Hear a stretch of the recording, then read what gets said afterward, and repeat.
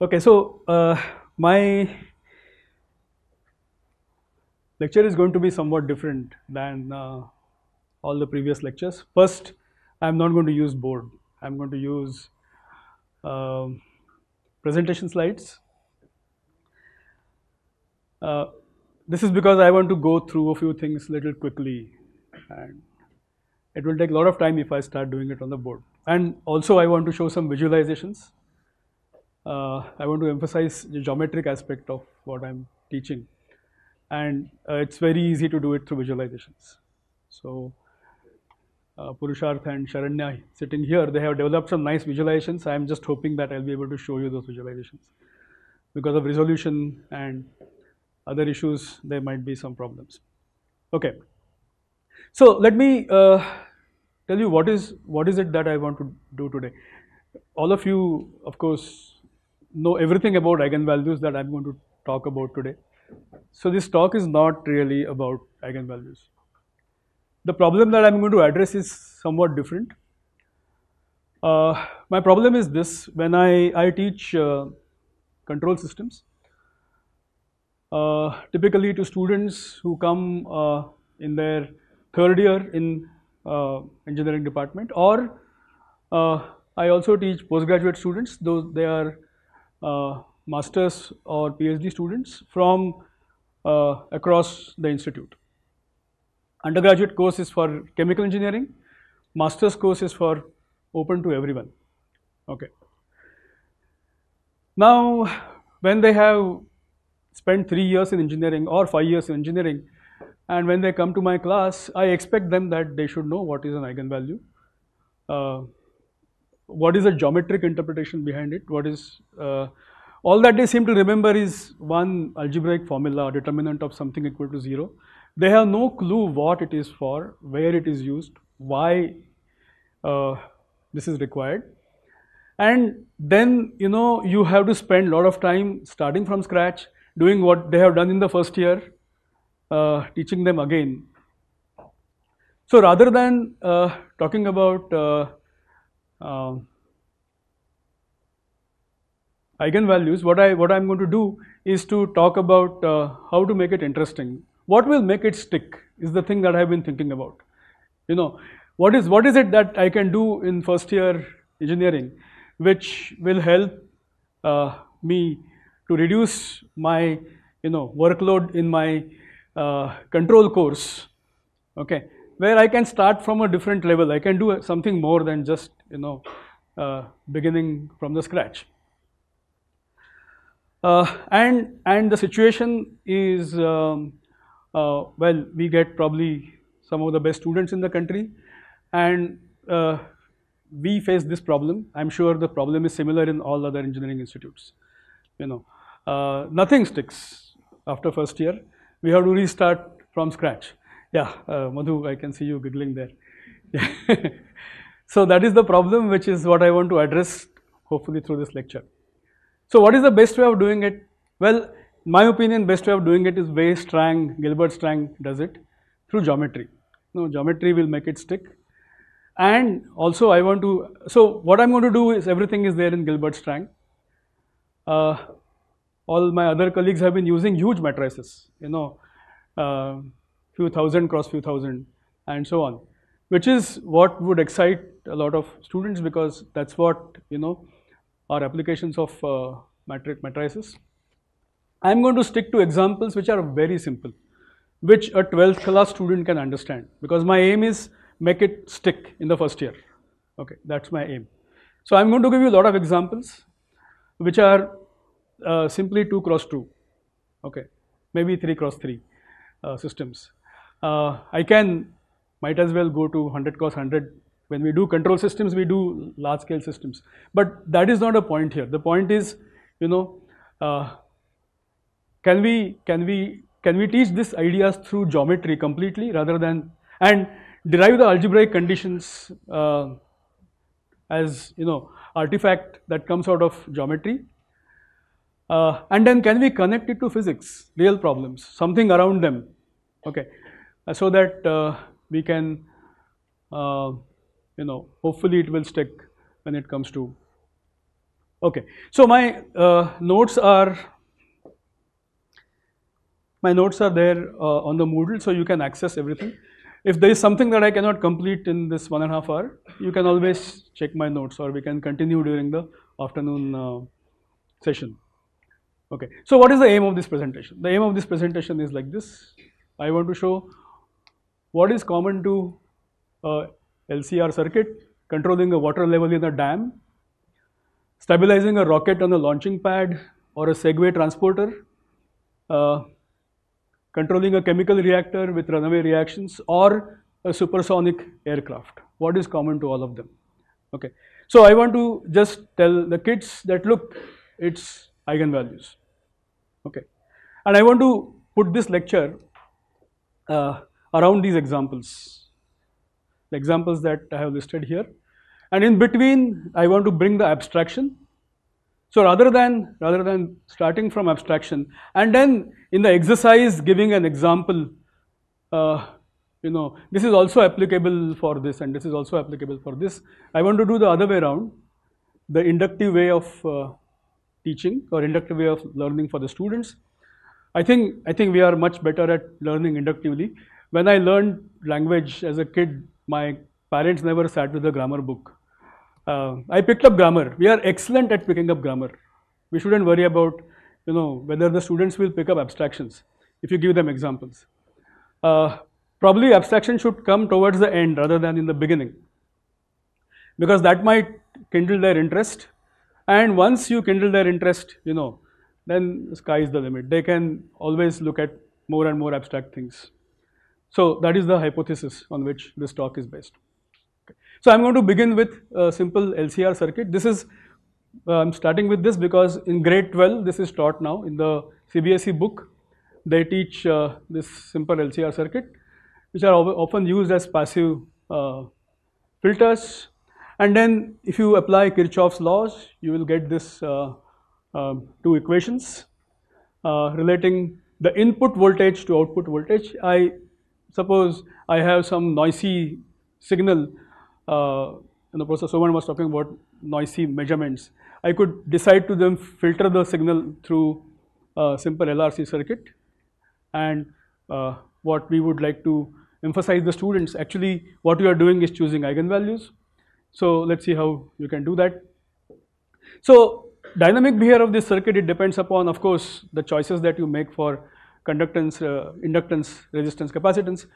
Now, what I'm going to do here is going to introduce in what we call in control language as state space models, other different name for ordinary differential equations, linear ordinary differential equations. So I'm going to introduce state variables. My first state variable is integral of current. My second state variable is current itself.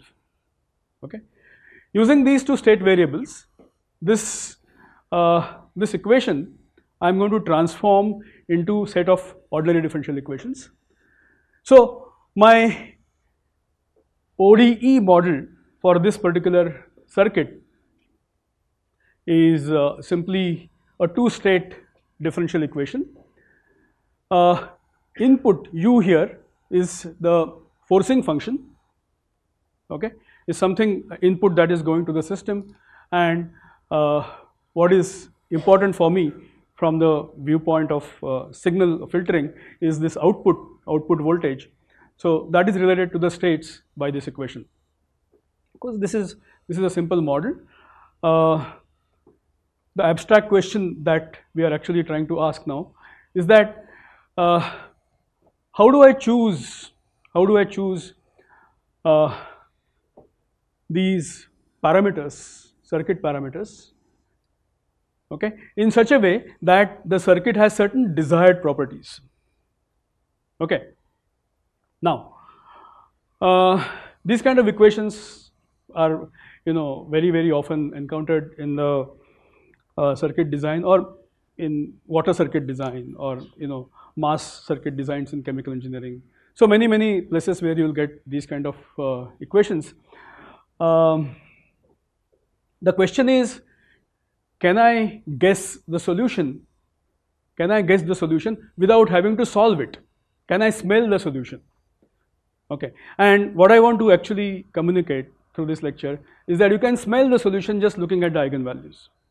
Okay, and which is what plays a key role in designing systems, designing control systems, and possibly if students know that they can guess or they can smell the solution without having to solve it, they will get interested in understanding this. So what is the abstract problem? The abstract problem that we are looking at is that I have in general a differential equation of this type, dx by dt is equal to ax plus bu. U is some input, in control language we call it input. First course in maths will introduce this as a forcing function, which I used to wonder what is forcing function in the first year, because it was never related to a physical forcing function. It was just a maths construct for me.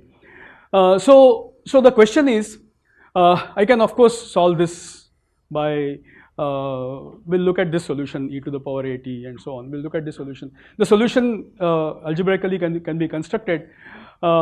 What you see here is that at any point t, there are two things that are contributing to the solution. One is effect of initial condition on the solution.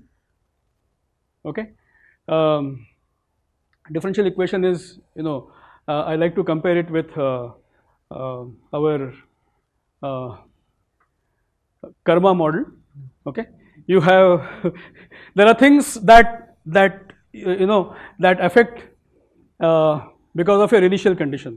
Okay, but you can change this. You can change the future behavior. You can change the behavior of the system by giving inputs to the system. So at any given point, there are two things that are at play. One is effect of initial condition, and the other is effect of inputs on the system. Can we smell what's going to happen just looking at eigenvalues? Okay, so that is the question that I would like to answer. So I don't want to compute these integrals; they look scary, particularly if A is a big matrix. Computing these integrals can be somewhat difficult. Not really nowadays; it's not that big problem. But let's go to another problem. Okay, now let's say I have a dam. This is something which occurred recently in Maharashtra. There was a lot of rain, and then to manage the level in the dam, you have to open the gates. Yeah? If you don't open the gates, there will be problem upstream. Of course, way you open the gates causes the problem downstream. Okay, so both are critical. So how do you open the gates is not a simple problem. And if you do not open the gates, there would be flooding upstream. So you have to, very simple solution would be, which is what probably we still do in many places. We have an engineer or a person sitting there, operator, and he, using his experience, quote unquote, decides to open the gate, and in between he goes for a chai, and then you have a problem, either upstream or downstream. Somewhere there is a flooding. So a better solution is to automate this. And to automate this, what I could do is replace this human being by a controller, by a control law. In modern, in today you could do this completely using a microprocessor. You could have your mobile phone acting as a controller. You get level measurement from this DAM into your computer, which is your mobile phone. You do some calculations there and decide to open the gate proportionately, depending upon what is the level inside the DAM. So this is done by the microprocessor every second, whether the operator goes for a chai or doesn't go for a chai. So it doesn't matter, because there will be calculation going on the microprocessor all the time, and it will manage the show. Okay, operator can have his chai. So now how do you do this? Let's look at a simple model, a reservoir model. I'm abstracting this into a very simple model. Let's say we have this tank. The situation is very, very similar to a reservoir. I have some liquid coming in, and I have a what is called as an automated control valve here. I can open or close this valve using some, right now assume some wireless signal or something. I can open or close this valve. I have a device here called level controller, which could be your mobile phone, which is doing calculations. And now I want to design a controller, automatic controller for this system. Okay, so let's see how eigenvalues come into picture when you want to solve this problem. Okay, now if I start doing a modeling for this particular tank, it's not that difficult. Here, what I'm saying here is rate of change of volume inside the tank is just flow in minus flow out. And then what is volume? Area into height. Okay, so area is constant, so I just take out the area. So it is rate of change of height is equal to flow in minus flow out. From 12th class physics, what we know is that flow out is proportional to square root of the height. So this is some proportionality. So this area, small area A here, is the area of this pipe. This U here, small u appearing here, is the fractional opening. I can open this valve, 0 or 1. Okay, so this is fractional opening, and this is my model for the tank. Okay, so now the trouble is that this model, I can put some k here, and then my model becomes rate of change of height is equal to 1 upon a into this right hand side. Now trouble is, how do I use eigenvalues here? This is a nonlinear differential equation. Okay, so now to be able to use eigenvalues for solving this problem of designing a control system, I need to do some extra work in between. So what I'm going to do here is to use linearization. I'm going to linearize this differential equation in the neighborhood of some operating condition, some height which I want to maintain. I'll use that linear approximation of the nonlinear differential equation to design my control law. Okay, so that's the thing. So let's say that there is some equilibrium point. See, what you can appreciate here is when the inflow is equal to outflow, okay, the level becomes perfectly constant. Whatever is coming in is going out, the level is staying constant. Okay, let's say some 60% is my desired level I want to maintain all the time. Okay, so that's my desired, I would call it operating point. Okay, this is my, I have some steady flow in that is coming in. I'm calling this as F bar in. There is some wall opening, say 50%. I have opened the wall 50%. Okay, so it is constant, and then the level becomes constant. Okay, so this is a equilibrium point for the system. There are million such equilibrium points for a given system. You change the input conditions, you will get a different equilibrium point.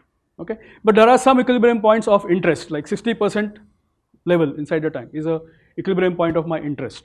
Okay, now I want to design a controller, a control system around this point. I want to maintain the level at this particular. So if I have taken some values, area of 50 meters square, and then outlet area of the pipe is 1.1 meters square. This is just to do some numerical calculations. Some particular flow in, say 30 meter cube per minute is the flow in that is coming into this tank, and a fractional opening is at a steady state is 50%, 5.5. So I get the level inside the tank to be 5 meters. I want to maintain the level inside the tank at 5 meters, okay, under varying conditions of inflow, initial condition, and so on. Okay, so that is the goal. So what's going to help me here is something that we teach in the first year is Taylor series expansion. First of all, this introducing it this way actually connects many concepts that are taught in the first year of engineering. Or I don't know, I think Taylor series is introduced in the first year. It used to be, I don't know what is the situation now.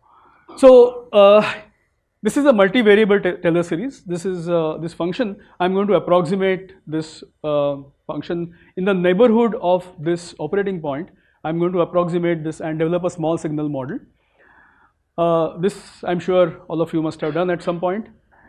And what I'm doing here is I'm defining these perturbation variables. So height of level of water inside the tank minus the steady state height.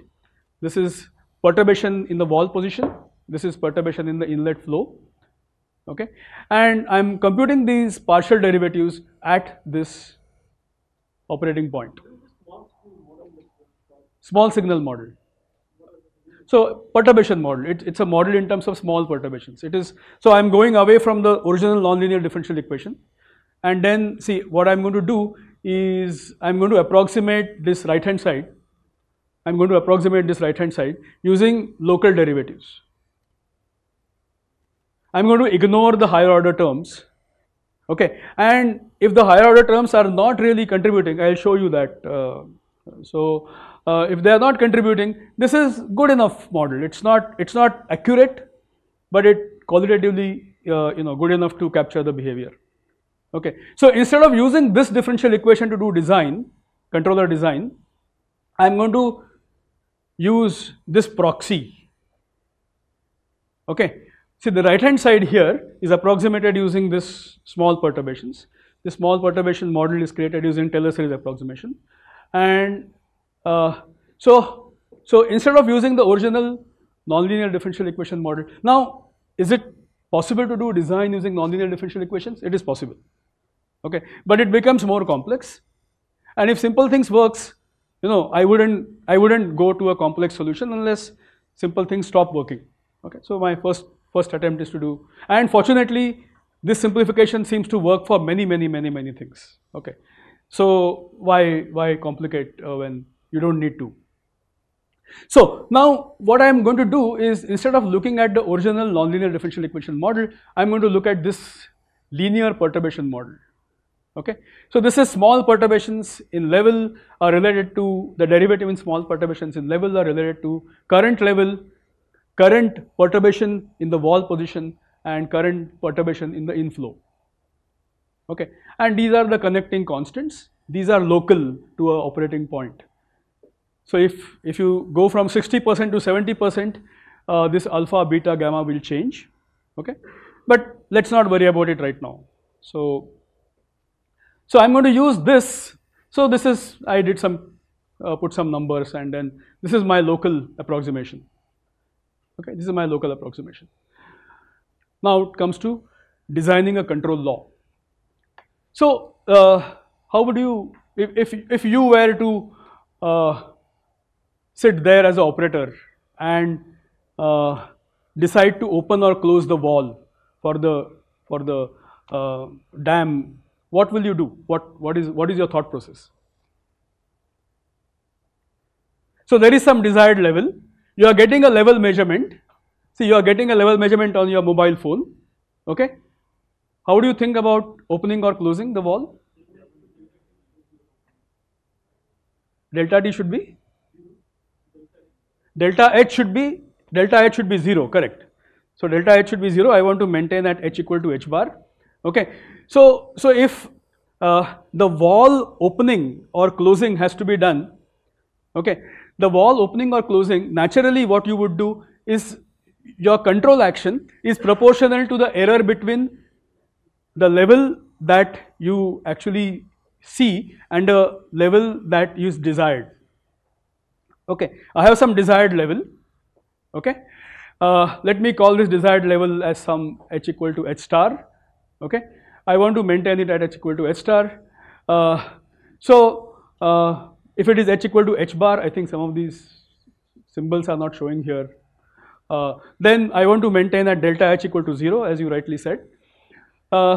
So my intuitively a simple controller would be, my control action should be proportional to the error between the desired and the measured quantity. Yeah. So this is the first thing that I would do.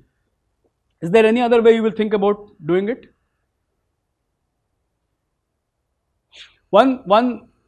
Another way I can think about doing it is not just basing my action on the current error between the desired, but I can take into consideration the entire past history of the error, what happened in the past, how the system behaved. Okay, I could look at that, and if I want to do that, I could bring that thing in by looking an integral term here. So my control action is proportional to integral of error from 0 to t. Yeah. So now I'm going to combine these two actions, control actions, and then I'm going to come up with a control law. So my control law, this is called as proportional integral control law. All of those of you who are from engineering stream would recognize this. So this is called proportional integral controller. The control action, the wall position, is proportional to error in the from the desired and the actual, and this is integral of the error. That is now how do I combine this with the tank model? Okay. Well, I'm going to play the same trick. I'm going to define a new state variable. My new state variable is say zt. Okay. So I can this particular control law I can write as combination of this differential equation and this algebraic equation. Yeah. Everybody is with me on this? Yeah. So now I want to combine this with my controller. Before that, let's see what's actually going to happen when you do these calculations. I acquire level measurement from the level sensor into my computer. Okay. Then I find error between the desired level and the measured level. Okay. I compute the error integral. I solve that differential equation. Carry out PI control law calculations. What should be the wall position? I communicate the wall position to the control wall. Let's assume that the control wall is smart. You can communicate through your mobile phone. All calculations are happening on your mobile phone. Okay, and I keep doing this every 10 seconds. Okay, so non-stop. It's happening. This calculations of calculating integral, error calculation, controller calculations are happening all the time. Okay, now I want to combine this control law. I want to combine this control law with the differential equation model that we developed, the perturbation model.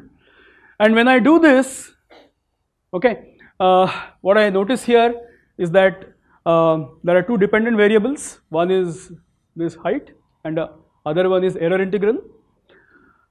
There are two forcing functions now. One is the flow in, which is coming to the tank, and now I have changed the forcing function to a desired value set point.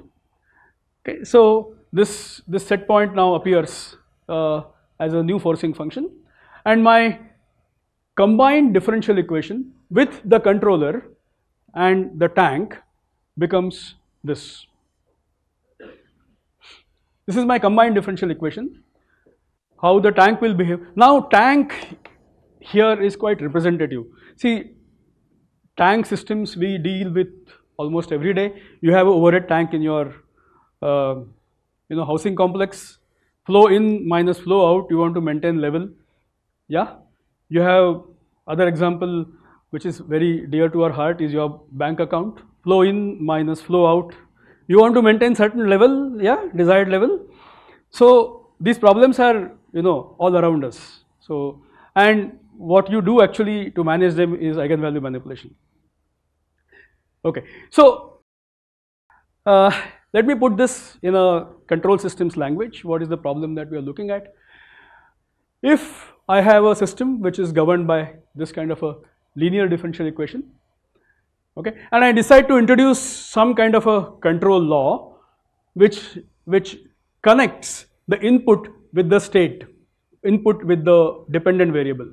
So the independent variable become a function of the dependent variable.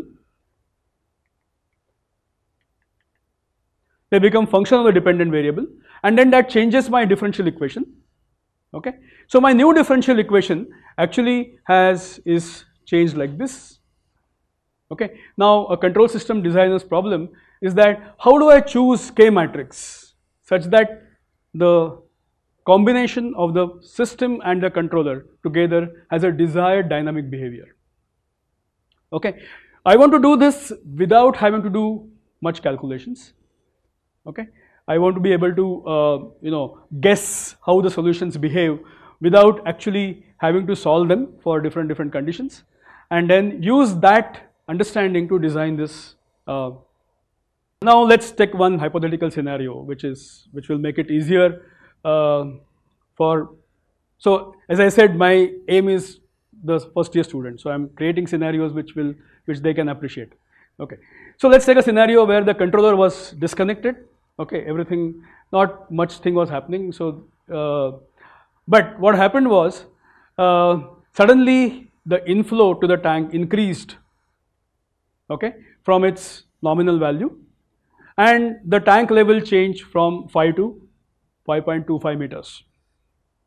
Okay, now the operator comes and he sees that there is a problem, so he decides to switch on the controller. So now the controller is acting together with the system, they are interacting, and now we have to solve this problem. Okay, so of course, what is my aim? I want to bring back the level to 5 meters. Okay, so that's my aim. So in abstract form, what it means is that I have this differential equation. Okay, this set point is 0. I want to maintain deviation 0. Okay, flow increased but again decreased. So at time 0, when I am starting the controller, the change in flow in is 0. Okay, so it's an initial value problem. Okay, where initial height is 0.25. Okay, I am just starting the controller. I want to solve this problem. A differential equation subject to some initial condition. Okay, right now I got 0.25. It could be any other way. In some situation, it could be 0.3, it could be 0.2, arbitrary initial condition. We don't know what initial condition will take. So this is the problem that I want to solve. So in abstract form, I want to solve this problem. Yeah, ordinary differential equation, initial value problem. A can be in general any matrix of any size, but to do the derivations, I am going to stick to 2 cross 2 system, and I will indicate the generalization of the results. Now, this is what I am teaching is now taken from Strang, because the way he introduces eigenvalues, I find it very, very interesting. Okay, so let's start looking at the scalar problem. Scalar problem, all of you know how to solve. Suppose this A was not a matrix, this delta x. For the time being, leave aside both the problems, LCR circuit or tank control problem. Let's look at this particular problem. See here, we know that the solution for this scalar differential equation is e to the power at into delta x0. Okay, nice thing about this solution is that the qualitative behavior can be guessed just looking at a value. Yeah, if a is negative, okay, after some time, okay, this delta xt is going to go to 0. Yeah, and if a is positive, it is going to blow up. Yeah, so this we can say without even having to solve the equations for a specific x0. I know what's going to happen for a specific x0. I can even tell at what rate it will go to 0. I can talk about many other performance related things. So I can guess the solution without having to solve it. Can this be done for a matrix case? Okay, so now for the matrix case, let's take a guess solution. Okay, so I am taking a guess solution here. See, the solution here is e to the power lambda t, where lambda is some parameter. We have to find out what is that lambda, and v is some vector. Okay, so this is a scalar, e to the power lambda t is a scalar, v is the vector of the same dimension as delta x. Okay, I am taking this as a guess solution, and if I substitute this guess solution into this differential equation, okay, what I get is lambda e to the power t into v is equal to a delta x, which is this, and you get this equation. So a solution for this particular problem has to satisfy this particular condition all the time, at all t. At all t, the solution has to satisfy this particular equation. Now, can this be equal to 0? E to the power lambda t? e to the power lambda t is not going to be equal to 0. So only way I can get a solution for this equation, okay, is if lambda I minus a times v equal to 0 all the time, okay. Now I am not interested in a trivial solution. There is a trivial solution where v is equal to 0. I am not interested in v is equal to 0 solution. I want to find a non-trivial solution for this particular problem. Before we jump to the solution of this, I just want to emphasize that this is not a linear problem. This is a nonlinear equation. Why it's a nonlinear equation? How many unknowns? Suppose you take 2 cross 2 system. How many unknowns are there? No, there are 3 unknowns. Lambda is not known, vector v is not known. Yeah? So lambda, v1, v2. There are 3 unknowns. How many equations you have? I have 2 equations. I have only 2 equations. Lambda I into a. Is it a linear problem?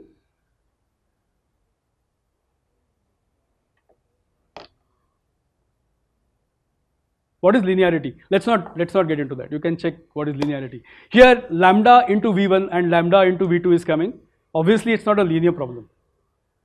There are 2 equations in 3 unknowns, yeah, and then you have lambda times v1, lambda times v2. This is not a linear problem, okay. Solution found for this problem is brilliant, okay. So you need to have one more equation, okay, to solve this problem, okay, and this is the approach used by Strang to introduce eigenvalues. So he says that look, this condition will hold. This is where he connects it to the geometry of the linear algebraic equations. He says that this will hold for any v not equal to 0 only when lambda I minus a has linearly dependent columns. Yeah, if I have linearly dependent columns, okay, technical terms, you know, null space is not 0, okay, then and then only you will get a solution for this particular equation, okay. So this means this is possible only when lambda I minus a is a singular matrix. Yeah, you agree with this? Yeah, so actually now pops out the famous equation with which we start many times learning about eigenvalues, is that, well, this will happen only if determinant of lambda I minus a equal to 0. Yeah, so this problem pops out when I want to solve linear differential equations. Okay, this problem pops out when you want to solve linear difference equations. This problem pops out in many other such situations, you know, where you can show where this problem just pops out. And this algebraic condition that we study to find eigenvalues is actually because of a geometric interpretation that, you know, if columns are linearly dependent, then the matrix is singular, and that's why you get this algebraic condition. That when I ask students, all that they remember is this condition. They don't remember, what really bothers me is they don't remember that it's linear dependence of columns. Yeah, so that is what is really missing, and I think that's where we should arrive at this, starting from okay. So now this is a 2 cross 2 matrix and we get a solution. Yeah, so now it's a nonlinear problem. A nonlinear problem may not have a unique solution, it may have multiple solutions. Classic example, we have multiple solutions, yeah, because this is a polynomial. All other things that you know, I don't have to repeat them. Okay, so I get, what I want to emphasize is something else. Okay, now look at this. Now there is a problem. So we started with a guess solution, and then we got one, I will call the fundamental solution. So this also satisfies the differential equation. This also satisfies the differential equation. Now what? Okay. So now what happens is, because of linearity, I'm not going to do this here. I'm just going to leave it to you. Because of linearity, you can show that any linear combination of these two fundamental solutions is also a solution of the differential equation. Okay. So any linear combination will satisfy the differential equation. So my solution is now linear combination of it's just vector addition. This vector plus this vector, and these are coefficient vectors. Yeah. So this is the and this is the key to interpreting the solution qualitatively. Okay. Differential equation solution evolves along the eigendirections. Unforced system solution evolves along the eigendirections. Okay, and it is just vector addition. This is addition of this vector plus this vector. Okay, there are time dependent coefficients. Okay, so a vector addition is happening all the time. Okay, and how these coefficients change will decide the qualitative behavior of the solutions. Okay, so just to I'm going to take a simple case here, that eigenvalues are simple and you know, eigenvectors are linearly independent. So I can just find out you know, the C1, C2 I can relate to delta x naught. Okay, I need to relate the solution to initial condition. So if eigenvalues are linearly independent, you can just find C1, C2 like this. Now let's hope that this thing works. So they have put in a lot of effort and created these videos.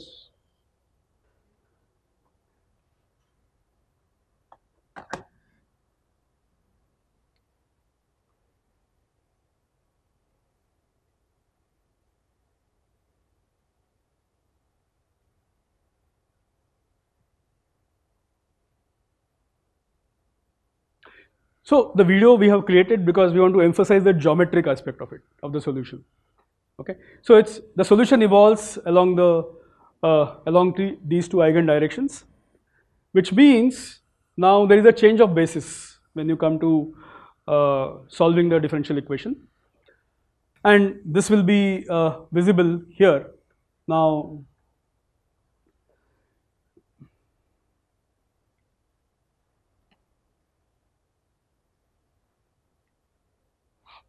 so this is the eigenbasis along which the solution is evolving. Yeah.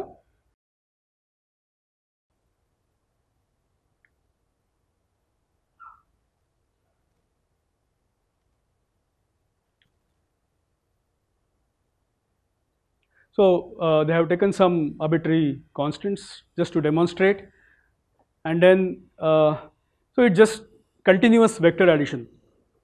Okay, just vector addition.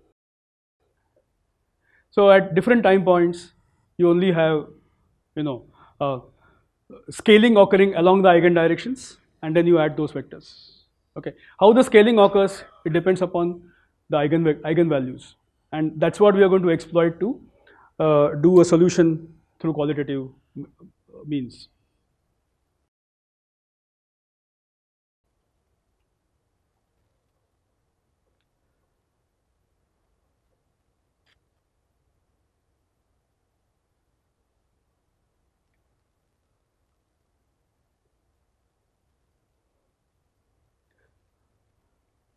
When we teach this eigenvalues, we should actually emphasize this geometric aspect of it.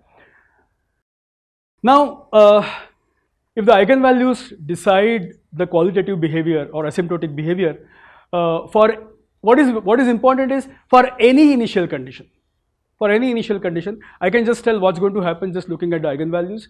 If the eigenvalues are real and they are on the negative real axis, okay, then I know that the norm of this vector xt will go to 0 as time goes to infinity, because these coefficients will reduce to 0 after some time. Okay, and this will become 0. Okay, if one of them is positive and another is negative, you are in trouble. You have the solution going to infinity. Okay, if both of them are complex conjugate, okay, but their real parts are negative. Okay, we can argue about this very easily. Real parts are negative, then there is a decay, and then again the solution will go to 0 as t goes to infinity. So all these things I can guess without actually having to solve it. Okay, well, I have given here explanation for why it happens that real parts are negative. I think you can go through this. It's not that difficult to understand. So what is important here is that for any initial condition, how the system will behave, So it doesn't matter when I'm controlling the level in the tank, whether it increased by 0.25 or 0.2 or minus 0.25 or minus 3, whatever. Okay, I just want to, I can predict the behavior for any initial condition. So the word I would like to use here is I can smell the qualitative behavior without having to solve it. Okay, that is the key to eigenvalues. Okay, so if you want a formal result for this, then you can refer to this book by Khalil I have given, but this is a nonlinear systems analysis book, of course with the aimed at designing controllers at the end. So he talks about the conditions under which linear systems, purely linear systems, will have stable solutions. The key thing here for the control system design is the last statement. The equilibrium point is globally asymptotically stable if and only if eigenvalues of A satisfy. The real part of the eigenvalues are strictly negative. This is what we study in the control systems course. Of course, this theorem applies only for truly linear systems, doesn't apply for linearization of the nonlinear system. What happens there, I'll come to that.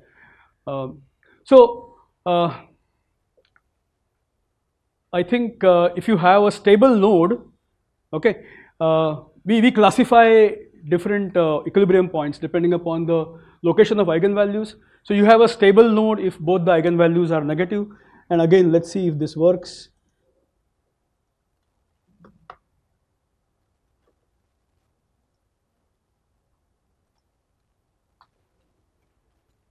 So all the solutions here, it's a stable node, all the solutions starting from any initial condition are converging to 0. Okay, all of them are converging to 0. So this is very, very see what you can see here is that even if you start arbitrarily close to the origin, okay, if you are not at the origin, the solution will diverge from that point. Okay, the solution will diverge from that point. So this is the thing that you can, and this is irrespective of the initial condition. Okay, so just look at the eigenvalues, you can say what's going to happen, and this is what we are going to use.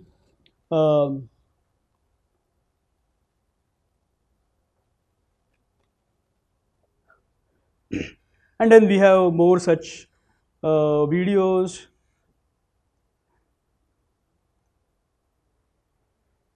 Yeah, so this is a saddle point where, you know, under certain conditions, the solution will converge to the origin. Okay, so this has converged to the origin if you are along this particular eigen direction. But otherwise, you know, you start from anywhere, either you will go here or you will go here, or, you know, there is no way you can converge. Now, what is that? What is the application of this to? So one can classify points as, you know, a center where you have a cyclic solution, and then where you have you know, oscillatory solutions, and so on.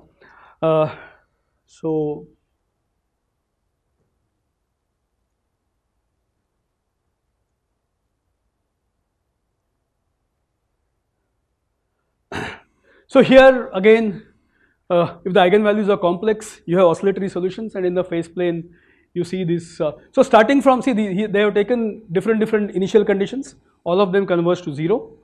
Okay, so okay, so far so good. So we have qualitative behavior of ODEs for any initial condition can be guessed just looking at the eigenvalues. And of course this you can, I have talked about 2×2 system, this you can extend it to any dimensional system. In the appendix I have given more general theory about how that can be done. Okay, so this particular slide is just to connect with what Professor Ghorpade did. I want to bring the same solution back which he taught in the class. Okay, so he talked about diagonalization, and then using diagonalization to construct the solution. Well, this is the solution he talked about. Okay, so this is diagonalization of matrix A and using that to construct the solution. Actually, this term is defined as e to the power at, where A is the matrix exponentials, and more is given in the algebra is given in the appendix for you. Let's come back to the controller design problem. That's what we started with. Okay, now I want to design this controller. So determinant of this equal to 0 gives me this equation. Okay, and now the problem is how do I find out these Kp and Ki values, okay, such that the closed loop system, that is system with the tank and the controller acting together, is asymptotically stable. A perturbation should die down to 0. Yeah, that is the idea. So this, what is the trick? Choose the eigenvalues of this differential equation such that the real part is negative. Yeah, so we do what is called as the eigenvalue placement. We choose eigenvalues where we want the closed loop system to have, and then we back calculate the controller. So you just compare, this is the desired behavior with controller, this is the actual behavior, you compare the coefficients, and then you can come up with a design equation. How do you get Kp, Ki? And there are different cases. Now this is where my insight into the problem, engineering insight, Professor Soman was mentioning about it, it comes into picture. How do I choose these eigenvalues? Okay, see, now I have chosen some eigenvalues here. That gives me some values of Kp, Ki. There are infinite ways of choosing the eigenvalues because anything on the left hand side is stable. Okay, so I have a complex case, and so let's look at a small video for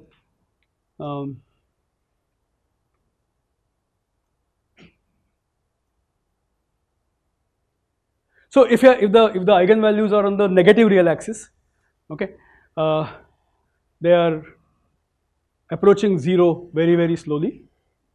Okay. On the other hand, so these are real eigenvalues. Both eigenvalues are real but negative. Complex eigenvalues, negative real part, starting from any arbitrary. So what is important is that from any arbitrary initial condition, I am guaranteed to come to origin. Just looking at the eigenvalues. Okay. So this is what. So if you plot the solution level, so how level decreases as a function of time. Okay, you might say that, well, this is good, the level decreases very fast. Okay, but that means the controller opens the wall very fast. Okay, imagine, if you have a flood in the dam and if you decide to open the wall very fast, okay, it's going to create a havoc downstream. Okay, so just the solution, because this is coming very fast, is not a good solution. This is where your engineering intuition will come into picture, how to place the eigenvalues. But what is the moral of the story is I can move around, I can play with the eigenvalues. The way I introduce my feedback controller is actually changing the eigenvalue location. That's what changes the behavior of the system.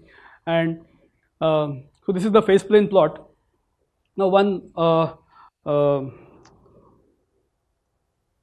well, I'm going to show these videos because they have put in a lot of effort creating these videos. So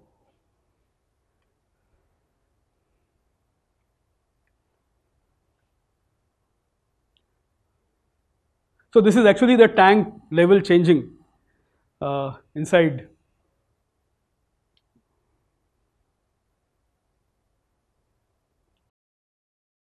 So starting from 0.25 and you have started from some arbitrary initial condition 2 and okay. So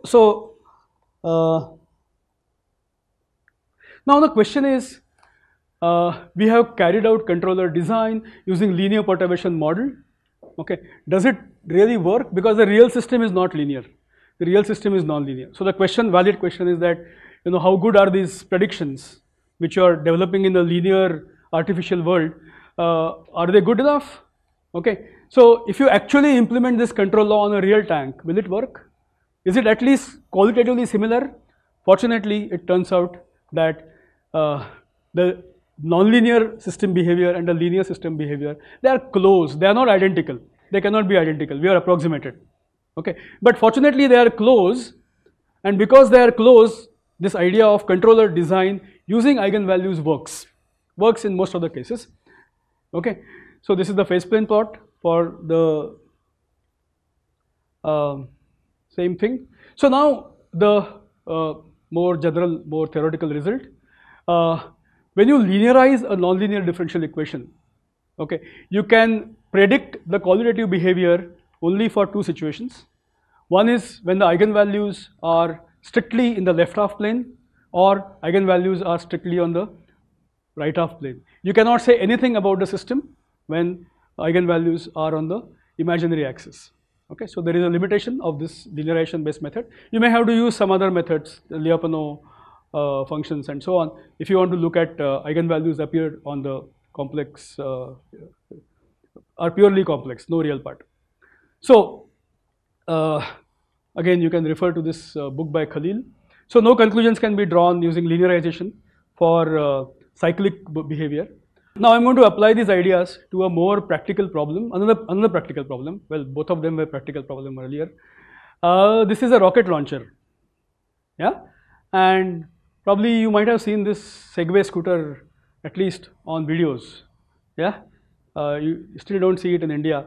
So now a problem with this rocket launcher is that before it takes off, okay, it's like balancing a stick on a on a platform, on your hand, yeah, because and also there is fuel here, and that fuel causes sloshing, and because of that you need to do some control so that it doesn't go in some weird direction. It has to go in the right direction. Look at the Segway transporter, and let's say you happen to go and stop at a signal, okay. So this problem is like this. Abstraction of this problem is balancing inverted pendulum, okay, at vertical position. A pendulum, all of us know, has a stable behavior, has a nice behavior when it is like this, but this way is very difficult, okay. And Avinash is here, so we are going to have a demo soon for of E-Yantra inverted pendulum. Okay, just 5 minutes. Okay, so this is a simplified model for a attitude control of a space booster on takeoff.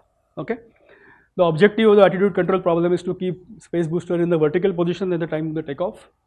Or Segway is a personal transporter standing at a point, and it can be modeled as an inverted pendulum. Okay, balancing at a point. So the problem is, can I do stabilization of this rocket, or can I do stabilization of the Segway at a particular point? It's like balancing a stick on your finger. It's not different. First, look at the unforced pendulum, unforced system. You can write balance equations, and you get a second order differential equation. Okay, theta is this angle, L is the length of the cord, and let's assume that it's inflexible cord, and m is the mass. Okay, you can write this as a nonlinear ODE. Again, you have a problem. Nonlinear differential equations, you have to linearize to now this has equilibrium points. One equilibrium point is of course vertical. Okay, the other equilibrium point is n pi. Yeah, other equilibrium points are up. Now what we know is that this point is unstable, so eigenvalues should also fall out exactly and say the same thing. Okay, well, I'm going to do linearization of this differential equation, and if I do that, okay, this is the position, this position of the pendulum, and the eigenvalues, you can analytically show that eigenvalues will always be negative, and it's a asymptotically stable point. So if you perturb the pendulum, it will come back to that point. It doesn't happen for this. Okay, of course you don't have to calculate eigenvalues to say that, but fortunately eigenvalues say the same thing. Yeah, one eigenvalue is negative, other eigenvalue is positive, and then this is unstable system. Okay, now question is, can I stabilize this pendulum? Okay, so well, this is if you take a pendulum without friction, then you get cyclic solutions, you get purely complex eigenvalues, and for this case you cannot use linearization. So I just put this rider that you cannot use. Okay, so now let's get into stabilizing the inverted pendulum. Okay, so I have this, I'm going to introduce an external torque. This is a highly simplified model to explain the concept. What I'm going to do is when I balance a stick on my finger, I actually, do this, I just move it around a little bit. So this is a torque I'm giving to balance it. Yeah. So this is the forcing function, the torque that you given. And well, these figures you can see in any of the book or online, but this model is highly simplified model of that. Just to explain the concept. So now I have this forcing function here, and I'm going to linearize with reference to the forcing function also. So now I can manipulate the system by putting a control law. So what is the control law that I put in? The control law that I put in is something like this. X1 is the angle from the vertical, and x2 is rate of change of angle. Okay. So the force that I apply is proportional to this theta and is proportional to rate of change of angle. Okay. So I'm going to make it a state feedback controller. That is, so the independent input is now function of what is happening. Yeah. So my control system together with the control law now behaves like this. Yeah. And this is the combined dynamics of controller and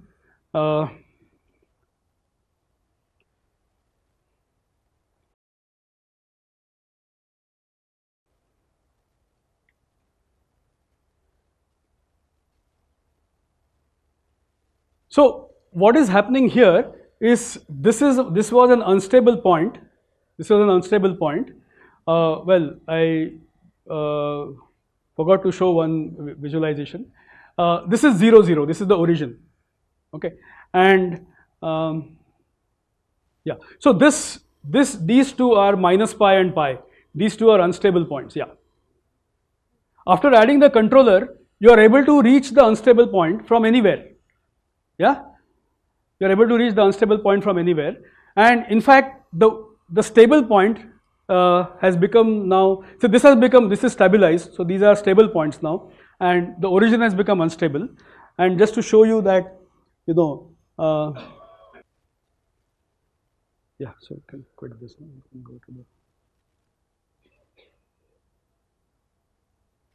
yeah, so now you can see, in the phase plane, this with the control law, it's getting stabilized. So Avinash, can we?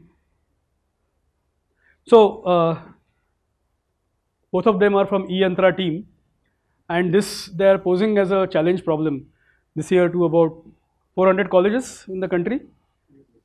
So this is a inverted pendulum, yeah, or this is a Segway scooter.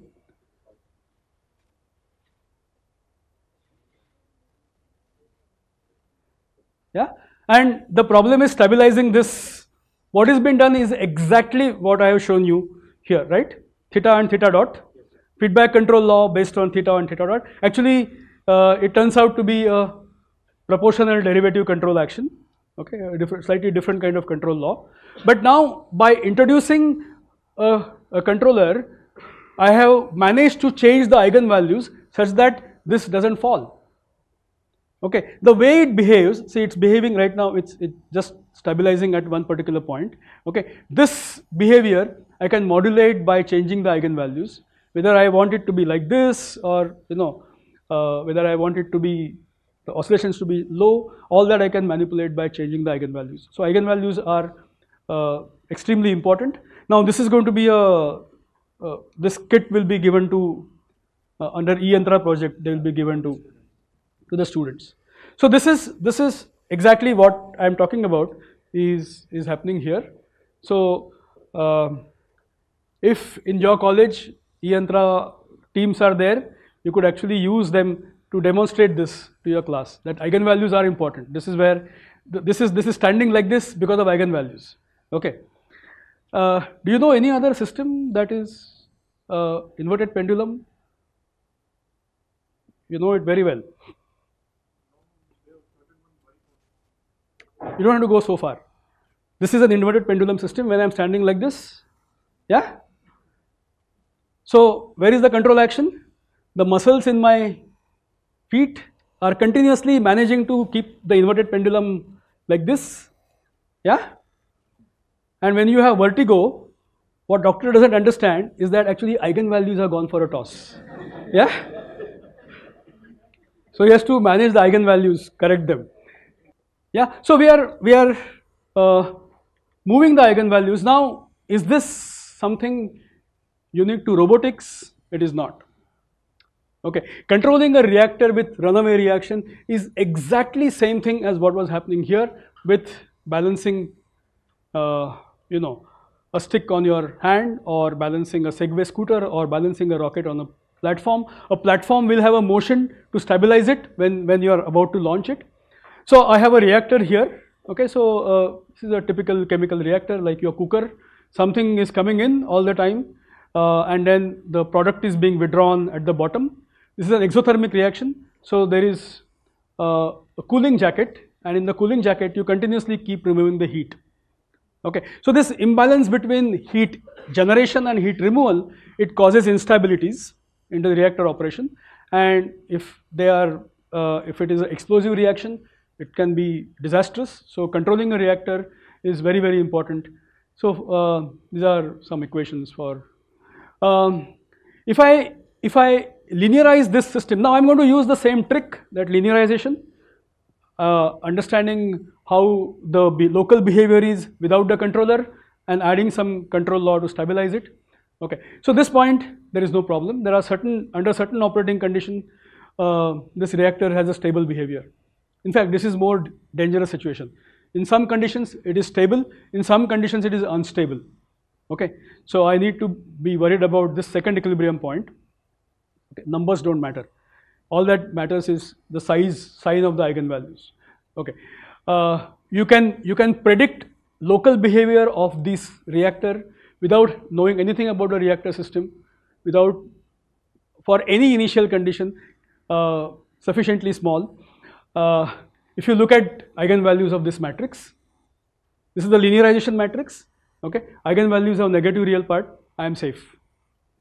Yeah, just look at the eigenvalues, we know that things are good, but the other one is not like that. Here, you know, both are complex eigenvalues, and then they are on the positive side of the complex plane. So this is an unstable equilibrium point. What I'm going to do is I'm going to change the cooling water flow rate as a function of concentration measurement and temperature measurement. I'm going to continuously measure temperature and concentration and change the cooling water flow rate in such a way that the system is stabilized. So let's assume that temperature and concentration are continuously measured. So I have this control law, that is cooling water flow rate should be changed according to this algebraic equation. So continuously from the reactor I keep getting these measurements, I keep doing these calculations, sending back the position for you know, flow rate in the cooling jacket, and then this is my combined behavior. My combined behavior, this becomes the combined equation, and then it's just play of linear differential equations. Yeah. So we have a video here, right? No, we don't have. Okay. So here, you know, if I choose say K1 and K2 to be -10, -0.5, choosing these numbers would require some knowledge, some physics inputs. Otherwise, we chemical engineers will be out of business. But then, you know, using this, what actually I am doing is I am moving the eigenvalues to the left half plane, and then my solution is stable around the operating point that I want.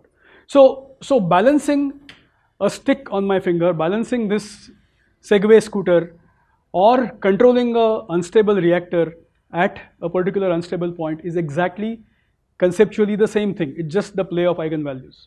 Yeah. So these are the phase plane plots. We start from some arbitrary initial condition. The trajectory will go to the origin.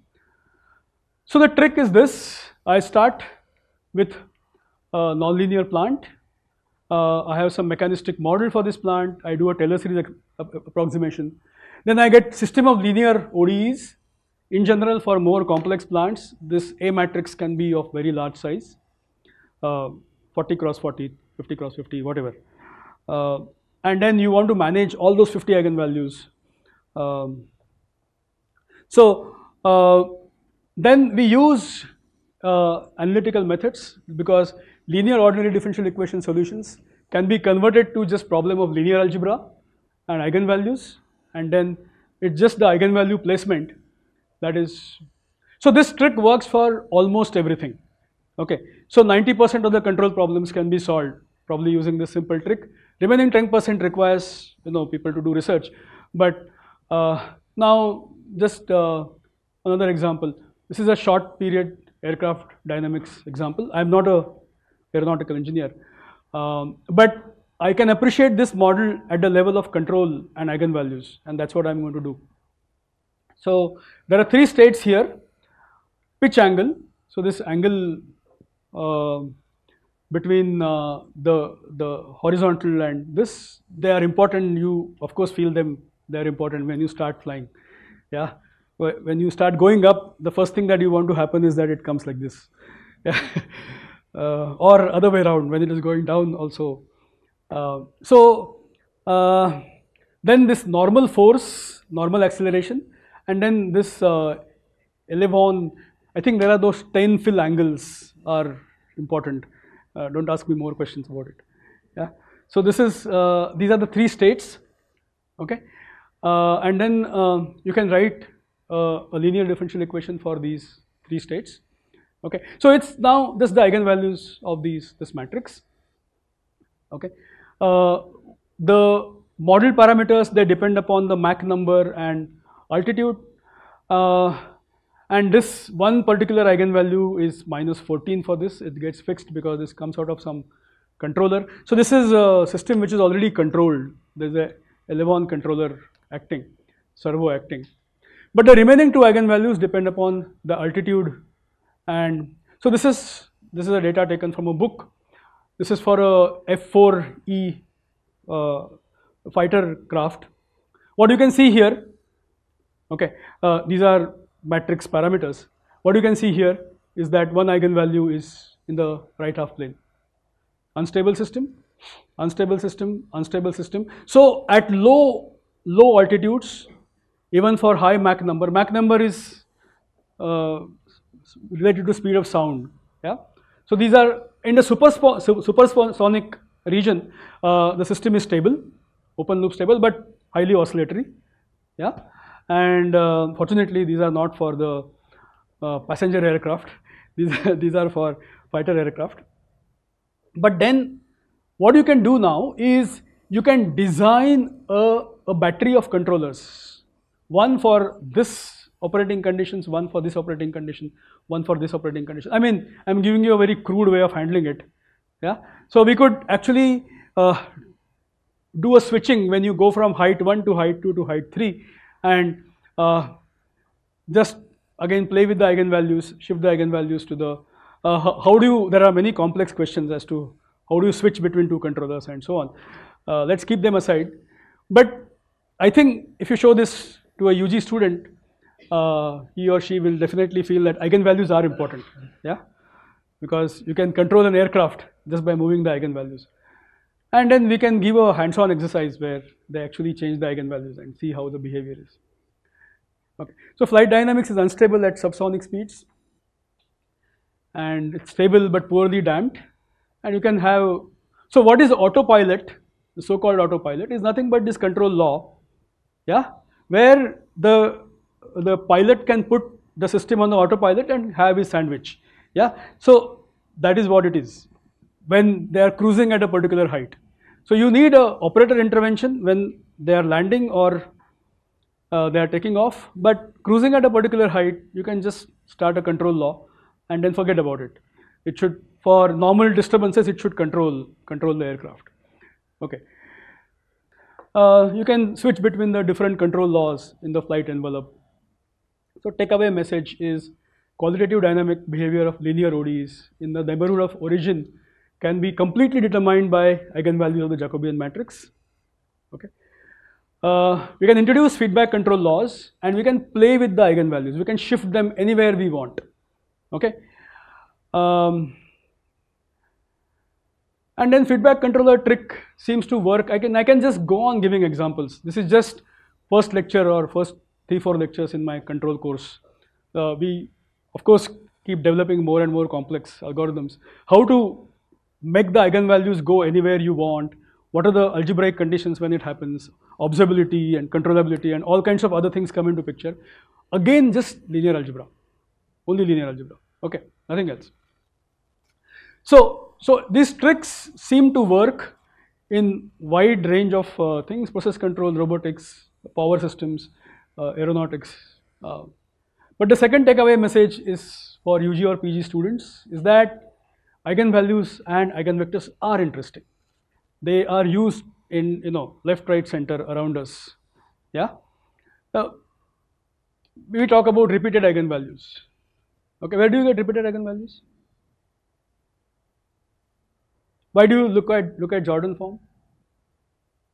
If you take LRC circuit and cascade it, yeah, you will get the same thing repeated. You will get repeated eigenvalues. You better worry about those solutions. Not just because algebraically it is important to look at those cases. Those cases actually appear in circuit design. Okay, or you have in a chemical engineering you have staged operations. You have similar stages kept one above each other. You linearize them, you get repeated eigenvalues.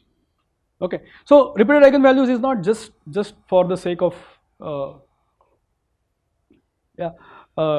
making the algebra complete, and managing transient behavior of any system is about managing the eigenvalues. Yeah. So and transient behavior management we keep doing all the time. When you're driving your car, when you're driving your scooter, when you're driving cycle, when you're managing your bank account, you're actually managing all dynamic systems, and you better know about eigenvalues. Yeah. So thank you for your attention, and I'll be happy to answer any questions.